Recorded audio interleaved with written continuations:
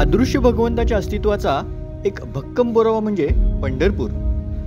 वैकुंठ भुवनाच्या आधीपासूनच पंढरपूर अस्तित्वात आहे।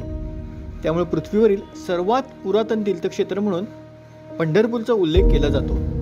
प्रत्यक्ष संत नामदेव महाराज आपल्या अभंगात म्हणतात, आधी रचली पंढरी नंतर वैकुंठ नगरी, जेव्हा नव्हते चराचर तेव्हा होते पंढरपूर। पृथ्वीवरील दोनच तीर्थक्षेत्र अशी आहेत की जी नाश न पावणारी आहेत, एक म्हणजे काशी आणि दुसरं म्हणजे पंढरपूर। सोलापूर जिल्ह्यात पंढरपूर हे जसं स्थान आहे त्याच पद्धतीनं कोल्हापूर जिल्ह्यात सुद्धा तसंच एक तीर्थक्षेत्र आहे, ते म्हणजे नंदवाळ। प्रत्यक्ष दक्षिण काशी असलेल्या म्हणजेच करवीर क्षेत्री हे नंदवाळ अत्यंत वैशिष्ट्यपूर्ण आहे। दक्षिण काशीची क्षेत्र प्रदक्षिणा करताना सर्वात महत्त्वाच्या ठिकाणी अगस्त्य मुनी लोपामुद्रेसह या ठिकाणी आले। त्यांनी रुक्मिणी सत्यभामा यांच्या समवेत असलेल्या विठ्ठलाचे दर्शन घेतले। त्यावेळी अगस्त्य मुनींनी लोपमुद्रेस या क्षेत्राचे वर्णन करून सांगितले आहे। याचा संदर्भ करवीर महात्म्य यामध्ये आढळतो।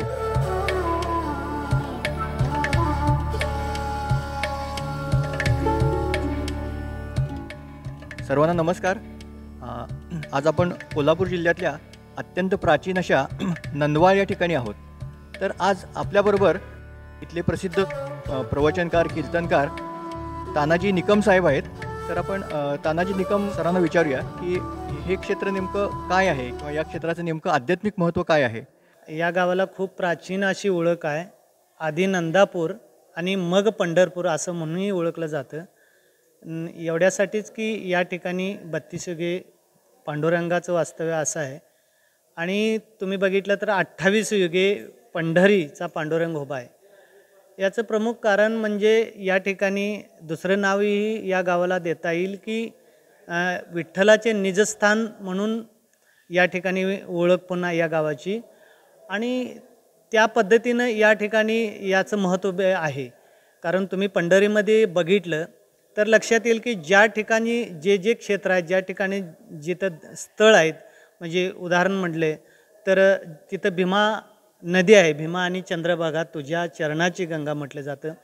तसंच आमच्या गावामध्ये भीमाशंकर एक क्षेत्र आहे आणि त्या ठिकाणी भीमा नदीचा उगम आहे। खूप सुंदर पद्धतीचं मंदिराची उभारणी तिथे आहे आणि शिवलिंग पिंड तिथं स्वयंभूमध्ये आहे। तुम्ही या ठिकाणी नंदवाळच्या मध्यभागी बघितलं की जे वळण जे रस्त्याचं कॉर्नर घेत असताना तिथं पुंडलिकाचं मंदिर आहे आणि पलीकडे उजव्या हाताला मंदिराच्या एक अर्धा किलोमीटर अंतरावर गायमुख आहे, ज्याच्यामध्ये श्रीकृष्णाचं मंदिर आहे। म्हणजे तिथे गोपालपूर म्हणूनही त्याचा उल्लेख आहे। तुम्ही या ठिकाणी मंदिरामध्ये बघितलं तर लक्षात येईल की या ठिकाणी 3 मूर्त्या विठ्ठलाचे, रुक्मिणी आणि सत्यभामा एकत्ररित्या इथं आहेत। आणि मंदिराच्या बाहेर तुम्ही बघितलं तर केशवाची जी मूर्ती आहे तीही इथं या ठिकाणी स्थित आहे। तर पंढरीत ज्या पद्धतीनं सगळ्या या गोष्टी आहेत तसं नंदवाळमध्ये आहेत आणि याची कुठं प्रतिकृती केलेली नाही, कोणी हे आम्ही बांधलेलं नाही। ज्यावेळी याचा शोध घ्यायचा प्रयत्न केला आम्ही अभ्यासानं तर खूप प्राचीन मंदिरं आहे। ही सगळी जी मंदिरे बाकीची आहेत तीही प्राचीन आहेत। त्यामुळे असं लक्षात येते की हे पंढरीचं जे स्ट्रक्चर आहे त्याच ठिकाणी या ठिकाणी असल्यामुळे याला नंदापूर असं नाव पडलं असं।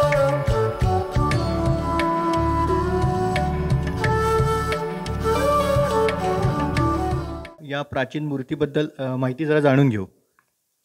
खरं तर तुम्ही पंढरपुरात बघितलं तर मूर्ती वेगवेगळे आहेत। तर म्हणजे रुक्माबाई वेगळे आहे, विठ्ठल वेगळे आहेत आणि सत्यभामा वेगवेगळ्या ठिकाणी स्थित आहेत।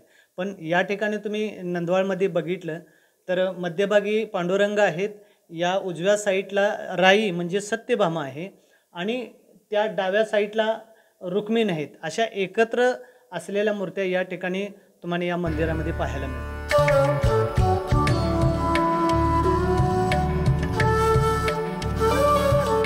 तर 32 युगांपासून विठ्ठल जिथं आहे असं नंदवाळ हे ठिकाण करवीर तालुक्यात येतं।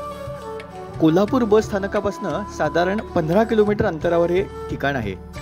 आपण जर एसटी बसनं जाणार असो तर कोल्हापूर बस स्थानकावरनं रंकाळ्याला आपल्याला जावं लागेल रंकाळा बस स्थानकावर आल्यावरती राधानगरीकडे जाणारी बस नंदवाळ फाटा इथं आपल्याला उतरावं लागेल. अन्यथा आपल्याला जर शहर बसनं जायचं असेल तर कोल्हापूर बाचणी ही गाडी आपल्याला पकडावी लागेल आणि नंदवाळ फाट्यावरती उतरावी लागेल. नंदवाळ फाट्यावर उतरल्यापासून एक साधारण 5 ते 10 मिनिटाच्या अंतरावरती हे मंदिर आहे.